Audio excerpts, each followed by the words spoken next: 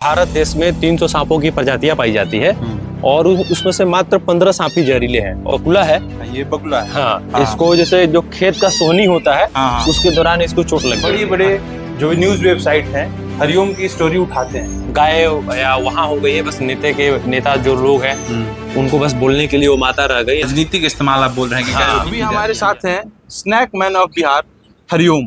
हरिओम का परिचय मैं बता दूं कि बिहार में जब 18 साल की उम्र होती है तो लोग या तो अपने पिता के साथ खेती किसानी करने लगते हैं या तो आर्मी या पुलिस की तैयारी में लग जाते हैं। हरिओम ऐसे हैं कि जो 18 साल की उम्र से सांप पकड़ने में या फिर जानवरों को सेवा करने में लग गए हैं। हरिओम, आपका बहुत स्वागत है किसान इंडिया पे। बहुत बहुत धन्यवाद भैया आपको और सभी लोगों को प्रणाम है। हाँ, तो मैं आपके बारे में जब पढ़ रहा था तो मुझे मालूम चला कि अभी तक आप 4000 से ज्यादा सांप पकड़ चुके हैं और 3 से 4 बार आपको कोबरा ने 3 बार। हाँ। तो आप बताइए कि ये कहानी कहाँ से शुरू हुई आपकी? जैसे कि मेरा जो घर है वो बक्सर जिला का एक दलसागर गांव है जो मेन हाईवे पे ही स्थित है और वहीं से हम लोग का घर पहले गांव बहुत पुराना हुआ करता था और काफ़ी सांप निकलते थे। तो खेल खेल में वो सांपों को एक शौकिया तौर पे पकड़ते थे ताकि लोग देखे, मतलब अच्छा लगता था, मतलब सांप पकड़ने पे। धीरे धीरे ये सिलसिला बढ़ता गया और इसके बारे में सांप का और अध्ययन होते गया और जब मेरा 10th क्लास कंप्लीट हुआ तो एक तरह से रेस्क्यू मैंने स्टार्ट कर दिया। अच्छा, तो जो रेस्क्यू जो आपने शुरू किया उससे पहले कहीं ट्रेनिंग लिया था आपने? नहीं, ये मेरा गॉड गिफ्टेड है। अच्छा, गॉड गिफ्टेड है आपका? जी। तो ये उसके बाद से कितने सांप अभी तक आप पकड़ चुके हैं? और 2019 से लेकर अब तक हम लोग टोटल 4000 के आसपास हम लोग रेस्क्यू कर चुके हैं। हाँ। जो क्योंकि हमारा जो बक्सर एरिया है वो बिहार का एक ग्रामीण क्षेत्र है। ये अभी यहाँ पर उतना डेवलप हुआ नहीं था, अभी हाल फिलहाल भी डेवलप हुआ है।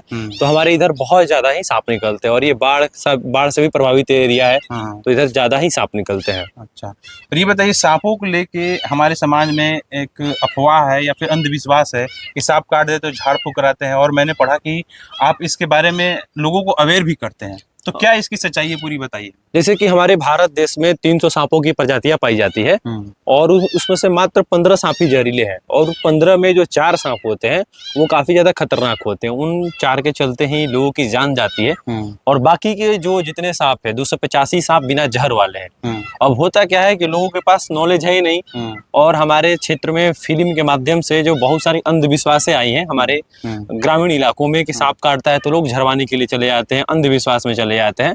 तो इसके चलते ही जान ज्यादा चली जाती है।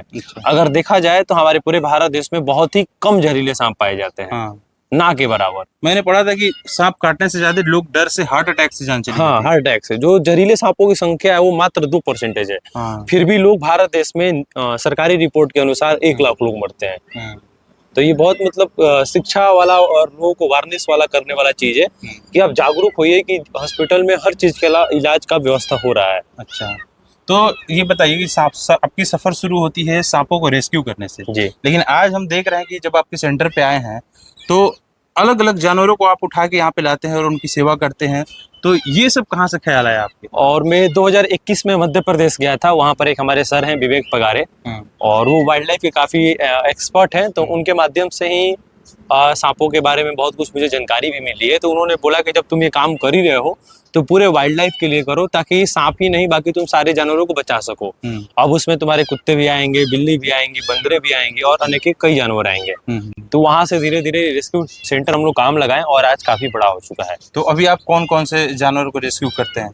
ये अभी हमारे पास ये बकुला है। ये बकुला है। हाँ। इसको जैसे जो खेत का सोहनी होता है उसके दौरान इसको चोट लग गई थी। अच्छा, तो हम लोग इसको 4 दिन पहले लेकर आए थे जो कि ये बिल्कुल स्वस्थ हो गया है और ये हम लोग इसको 1 से 2 दिन में रिलीज कर देंगे। और ये बिल्ली भी रखे हैं? हमारे पास बिल्ली अभी 5 है।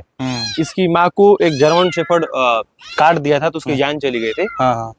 तो घर वाले लोग ये हमें सौंप दिए। अच्छा, जैसे मैं देख रहा हूँ कि अंदर भी बहुत सारे जानवर है, आप हमें दिखाइए। ये हम लोग का बंदर वाला वार्ड है, इसमें हम लोग बंदर रखते हैं। फिलहाल अभी एक बंदर है जो कि आगे वाले केज में है क्योंकि इसका थोड़ा रिपेयरिंग हो रहा है क्योंकि इसको बहुत ज्यादा वो लोग डैमेज कर दिए है।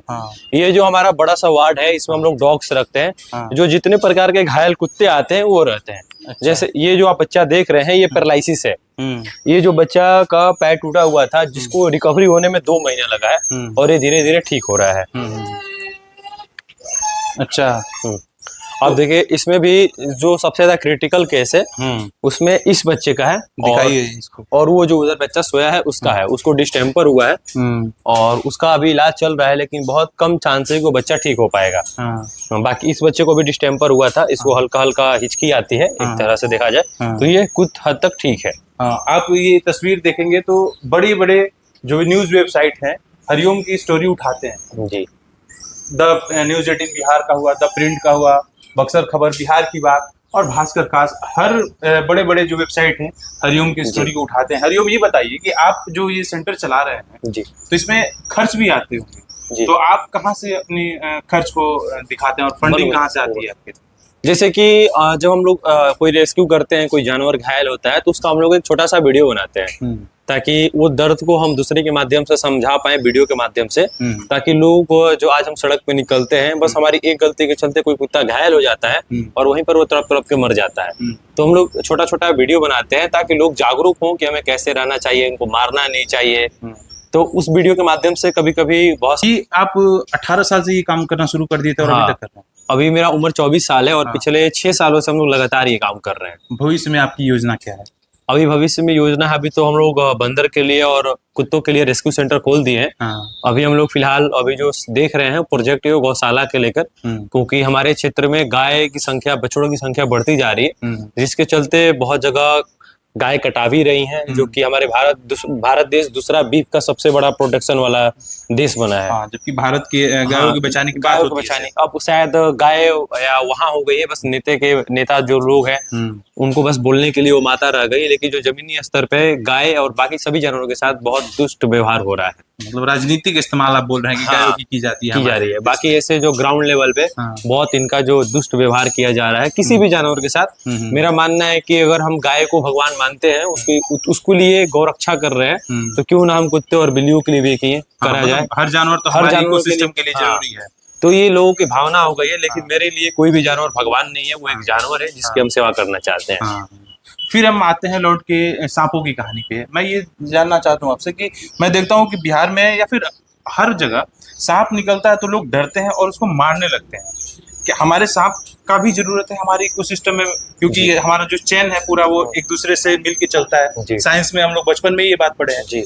तो लोग अभी तक ये डर क्यों नहीं निकला लोगों के अंदर से कि सांप जो निकल रहा है वो हमें कुछ नहीं परेशान करेगा, हम मार देते हैं उसको? तो इसी कारण से जो लोग सांप मार देते हैं, ये जानकारी ना होने के कारण, इसी कारण से बिहार हमारे दूसरा स्थान पे आता है। सबसे ज्यादा लोग मरते हैं हमारे बिहार में, दूसरे स्थान पे आते हैं, क्योंकि लोगों के पास शिक्षा नहीं है। सांप, लोग यहाँ के मतलब सांप देखते हैं तो लोगों को लगता है कि इसको मार दो, जैसे कोई सांप देखता है तो उसको डंडे से मार देता है, लेकिन सांप प्रकृति के लिए एक वरदान है। उसकी जहर से कई प्रकार की दवाइयां भी बनाई जाती है, जिससे लोगों का आज इलाज हो रहा है। अगर वो लुप्त हो जाएंगे, विलुप्त हो जाएंगे तो प्रकृति बहुत ज्यादा नुकसान आएगा, आपदा आ जाएगी एक बार प्रकृति पे। तो जितनी भी सांप आपने अभी तक रेस्क्यू की है उसको छोड़ते कहाँ पे हैं? जैसे कि हम लोग कोई भी स्नेक रेस्क्यू करते हैं तो बुक में लिखा हुआ है कि सांप को जहाँ से आप रेस्क्यू किए हैं उसके 3 किलोमीटर के एरिया में उसे छोड़ दीजिए। अच्छा। लेकिन हम लोग कभी कभी ज्यादा बस्ती इलाके से रेस्क्यू करते हैं, तो जो खुला इलाका हो, जहाँ पर 5-10 किलोमीटर कोई इलाका ना हो, घर ना हो, वहां पर हम उसे सेफली रिलीज कर देते हैं। और ये बताइए कि जितने जानवर हैं, ये सब जो चोट लगता है रोड पे, आपको इन्फॉर्मेशन मिलती है, आप वहां से उठा के लाते हैं और यहाँ पे इलाज करते हैं? जी, अभी हम लोग के पास हम लोग रेस्क्यू वैन भी लाए हैं। अभी नए लिए हैं 2 महीना पहले, कि पहले बाइक से रेस्क्यू करना पड़ता था। हम लोग अभी तक 700 से ज्यादा लवारी जानवरों को ठीक करके रिलीज किए हैं, उसमें से जो 6 से ज्यादा जानवरों को हम लोग बाइक से लेकर आए, तो इसीलिए हम लोग एक थोड़ा पैसा इकट्ठा करके एक छोटा सा वैन लिए हुए हैं, एम्बुलेंस टाइप का। अच्छा, इतना अच्छा आप काम कर रहे हैं, इतने जानवरों को बचा रहे हैं जी। सरकार की तरफ से अभी तक आपको कोई मदद पहुंचाया जाता है फाइनेंशियली? अभी हम लोग सरकार के पास कभी गए नहीं है, और मेरा मानना है कि अगर सरकार को देना रहता है तो ये कब का दे दी रहती। अगर हम सरकार के पास जाएंगे तो वो लोग सोचेंगे कि ये पैसा के लिए काम करता है, क्योंकि आप डायरेक्टली किसी से मांगेंगे तो उसको यही लगेगा।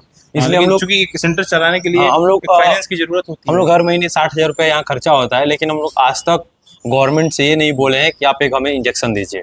हम ना ही किसी बड़े अधिकारी भी यहाँ लोग घूमने के लिए आते हैं, तो हमने कभी किसी से नहीं कहा कि आप ये चीज मेरा उपलब्ध करवा दीजिए। क्योंकि ये बात मैं जब इसलिए पूछ रहा हूँ कि इतने सारे बड़े बड़े वेबसाइट ने जब आपकी स्टोरी उठाई है, तो मुझे ये इस बात में कोई शक नहीं होगा कि बक्सर के जो डीएम होंगे और जो बक्सर के विधायक होंगे या एमपी होंगे, इन तक ये बात नहीं पहुंची होगी कि बक्सर के गाँव में रहने वाला हरिओम है जो जानवरों के लिए इतना अच्छा काम कर रहा है। इन सबके पास तो ये जरूर खबर पहुंची होगी। जी, लेकिन हम पहुंचे हैं, बहुत हमेशा यहाँ लोग घूमने के लिए भी आते हैं हाँ। हर 2-3 महीने पे, लेकिन हमने कभी किसी से मांगा नहीं है, क्योंकि मुझे पता है कि मेरे साथ बहुत सारे लोग हैं जो कुछ ना कुछ 50 रुपया भी दे रहे हैं, तो हमारे लिए बहुत बड़ी बात है। तो आप जो भी है इनके वेबसाइट के अपने बारे में बताइए, जो आपका जहाँ से लोग डोनेट कर सके अगर आपको जैसे करना कि होगा। मेरा जो इंस्टाग्राम आईडी है वो नेचर वाइल्ड लाइफ केयर है, और जो फेसबुक हरिओम नारायण से, यूट्यूब भी नेचर वाइल्ड लाइफ केयर से, तो आप लोग यहाँ फॉलो कर सकते हैं, और जो आपकी इच्छा है आप छोटा मोटा योगदान जरूर कर सकते हैं। तो हरिओम किसान इंडिया में जुड़ने के लिए आपका बहुत बहुत धन्यवाद। हम आपकी स्टोरी देख के काफ़ी हमें अच्छी लगी कि जानवरों के लिए आज के समय में भी कोई इतना समय निकाल रहा है, फाइनेंशियली इतना हेल्प कर रहा है, ये बहुत बड़ी बात है। जी। और देखिए बिहार के हर जिले में छोटे छोटे ऐसे बहुत सारे लोग हैं जो सामने नहीं आते हैं, लेकिन बहुत अच्छे अच्छे काम कर रहे हैं। तो खेती किसानी और पशुपालन से जुड़ी खबरें ऐसी हम लाते रहेंगे। धन्यवाद। सर का पसीना जब माथे को आता है वो किसान है जो अपने दम पर फसल को उगाता है। आन है, बान है, शान है, किसान है। किसान इंडिया, चलेगा हल, बढ़ेगा बल।